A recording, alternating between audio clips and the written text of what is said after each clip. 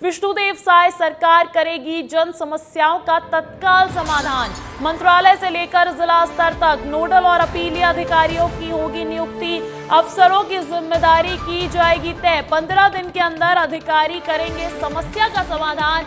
जन चौपाल पोर्टल से जनता की समस्या का होगा निदान। तो ये बड़ी जानकारी निकल कर आ रही है। विष्णुदेव साय सरकार की कदम उठाया है। छत्तीसगढ़ में विष्णुदेव साय सरकार करेगी जन समस्याओं का तत्काल समाधान। मंत्रालय से लेकर जिला स्तर तक नोडल और अपीलीय अधिकारियों को नियुक्त किया जाएगा और अफसरों को जिम्मेदारी सौंपी जाएगी। उनकी अपनी अपनी जिम्मेदारी तय की जाएगी।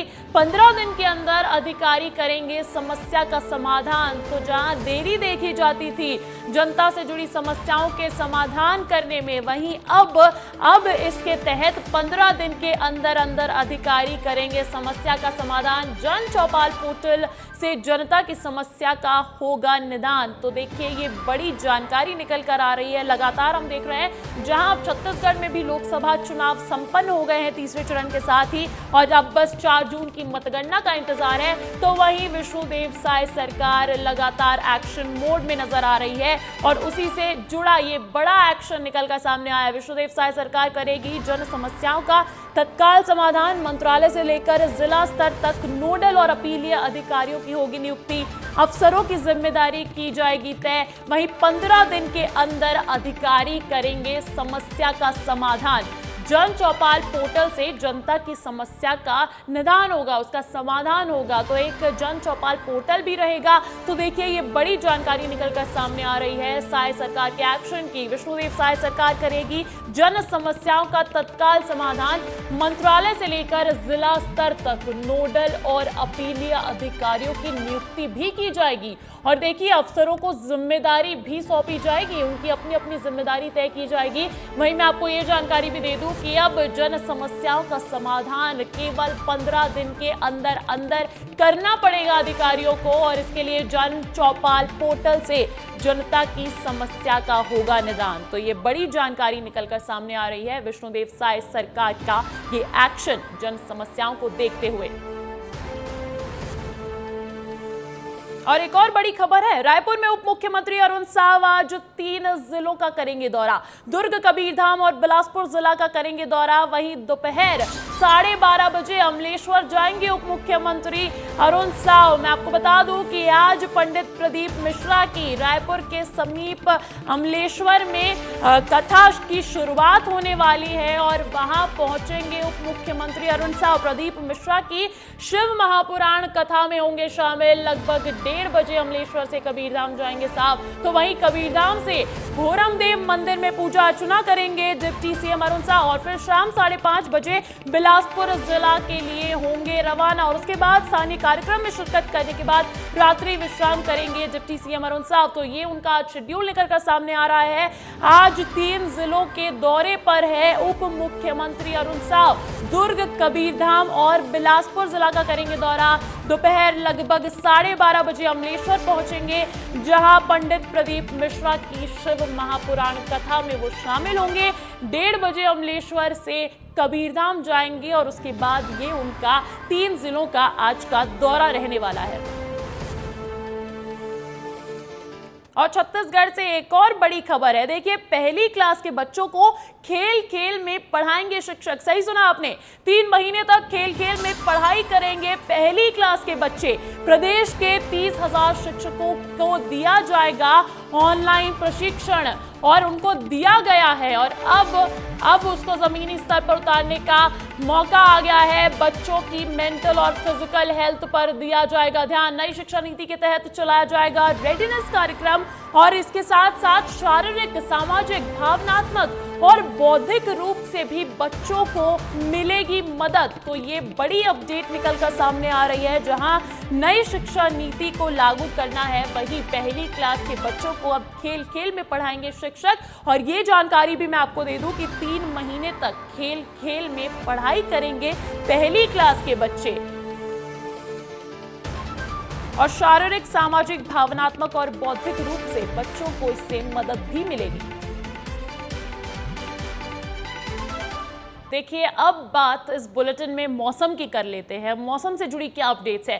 देखिए नौतपे का आज तीसरा दिन है और छत्तीसगढ़ के मौसम पे पहले मैं बात करूंगी। छत्तीसगढ़ में आज भी चलेगी गर्म हवाएं। 27 और 28 मई को सीजन का अधिकतम तापमान रहने की आशंका जताई जा रही है। प्रदेश में बेमेतरा में अधिकतम तापमान 44.1 डिग्री सेल्सियस किया गया दर्ज। वहीं रायपुर की अगर मैं बात कर लूं, प्रदेश की राजधानी रायपुर में अधिकतम तापमान 43.7 डिग्री सेल्सियस रहा। बिलासपुर में तापमान 42.4 डिग्री सेल्सियस, दुर्ग में तापमान 43.6 डिग्री सेल्सियस, मुंगेली में जो पारा है वो 43.3 डिग्री सेल्सियस, वहीं रायगढ़ में तापमान 42.4 डिग्री सेल्सियस दर्ज किया गया है। तमाम जिलों की जानकारी भी दे दी है, तो आंकड़े बताते हैं कि 40 से कम तो कहीं भी नहीं है। नौतपा का आज तीसरा दिन है और ऐसे में छत्तीसगढ़ में अभी भी गर्मी का भीषण प्रकोप जारी है। तो वहीं मध्य प्रदेश में भी गर्मी का कहर जारी है। देखिए भीषण गर्मी की वजह से लोग हो रहे हैं परेशान। भोपाल, इंदौर समेत 46 जिलों में आज भी रहेगी भीषण गर्मी।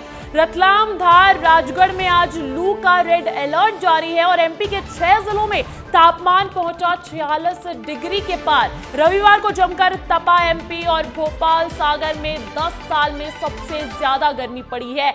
यह हैरान करने वाले आंकड़े निकलकर सामने आ रहे हैं। इस बार भीषण गर्मी का प्रकोप जारी है। राजगढ़, शाजापुर, निवाड़ी, सागर, खजुराहो में पारा पहुंचा 46 डिग्री के पार। तो देखिए जहां छत्तीसगढ़ में गर्मी का कहर जारी है, तो वहीं मध्य प्रदेश में भी गर्मी से कोई राहत मिलती नहीं नजर आ रही है। ऐसे में नौतपा चल रहा है, नौतपा का तीसरा दिन है और मध्य प्रदेश के मौसम से जुड़ी ये बड़ी अपडेट हम आपको दे रहे हैं।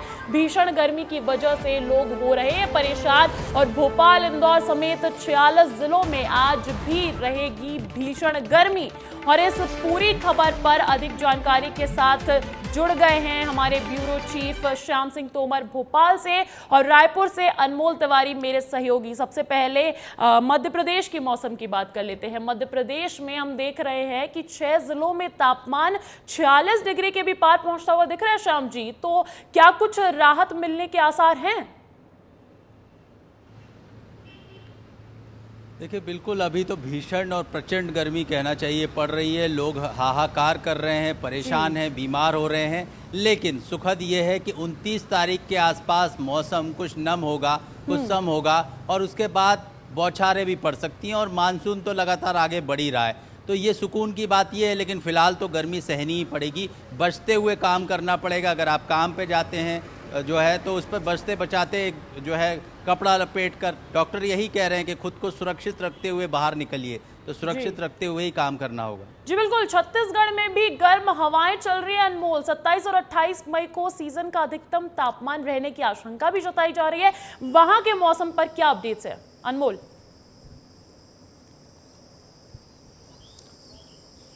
बिल्कुल अंजलि, देखिए नौतपा का तीसरा दिन है और गर्मी का जो प्रकोप है वो लगातार जारी। आसमान से आग बरस रहे हैं और छत्तीसगढ़ में भी कुछ यही हाल है। देखिए आज मौसम विभाग के मुताबिक अगले 3 दिनों तक छत्तीसगढ़ में हीट वेव की चेतावनी है और मौसम विभाग ने दोपहर 12 बजे से लेकर के शाम 4 बजे तक लोगों को घर में ही रहने की सलाह दी है। तो इस तरीके से देखिए यहाँ भी मौसम का कहर जो है, गर्मी का कहर ढह रहा है और रायपुर हो, चाहे बिलासपुर हो, चाहे बस्तर हो, हर जगह इस वक्त तापमान जो है 43 से 44 डिग्री तक पहुंच गया है। सबसे ज्यादा जो गर्म अभी महसूस किया गया है जिले में वो है बेमेतरा। हाँ। तो इस तरीके से अभी प्रदेश के मौसम का हाल है अंजलि। रायपुर हो, बेमेतरा हो या सब कुछ, ये जो जिले हैं 40 डिग्री से ज्यादा ही इनका तापमान दर्ज किया जा रहा है। मध्य प्रदेश में कौन से वो जिले हैं जहां पर तापमान क्या ऐसा ही रिकॉर्ड तोड़ देखने को मिलने वाला है श्याम जी? देखिए मध्य प्रदेश में तो लगभग पूरे 46 ज़िले ऐसे हैं जहां 40 के पार चल रहा है और आपने जो बात करी 6 ज़िले ऐसे हैं जहां 46 डिग्री। आप सोचिए 46 डिग्री बहुत बड़ा तापमान होता है, बहुत परेशान करने वाला ये तापमान है। पारा अगर 46 पे होता है तो जैसे मनुष्य के लिए, मानव के लिए तो समस्या पैदा करता ही है। मौसम विभाग की अगर माने तो ये तस्वीर अभी नौतपे में 2 से 3 दिन और रहने वाली है। मौसम विभाग का रेड अलर्ट है, इसके अलावा ऑरेंज अलर्ट है। ये तस्वीर यही है फिलहाल। जी बिल्कुल, और छत्तीसगढ़ में मॉनसून कब तक दस्तक देगा उस पर क्या अपडेट्स है अनमोल?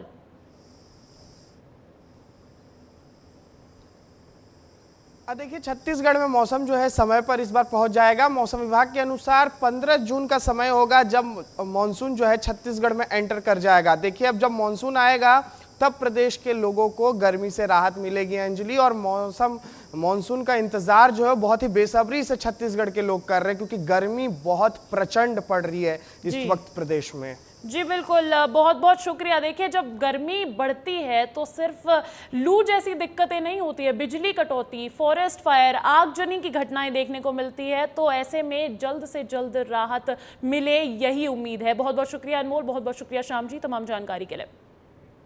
और देखिए अगली खबर कवर्धा हादसे से जुड़ी है। कवर्धा हादसे के बाद प्रदेश में मालवाहकों पर सवारी ले जाने वाहनों पर आरटीओ की ओर से कार्रवाई की जा रही है। कलेक्टर डॉक्टर गौरव कुमार सिंह के निर्देश और आरटीओ आशीष देवांगन के मार्गदर्शन पर जिले भर में सघन जांच अभियान चलाया जा रहा है। मालवाहक वाहनों में यात्रियों को बैठाने वाली गाड़ियों पर आरटीओ लगातार कार्रवाई कर रहा है। 21 मई से शुरू जांच अभियान में अभी तक 25 से अधिक वाहनों पर कार्रवाई की जा चुकी है। इसके तहत इसमें पिकअप, मेटाडोर, मैजिक तथा ट्रक शामिल हैं। इनमें यात्रियों का परिवहन किया जा रहा था और इन सभी पर कार्रवाई की गई। बता दें कि इन वाहनों पर 93,400 रुपए तक का जुर्माना वसूला गया है।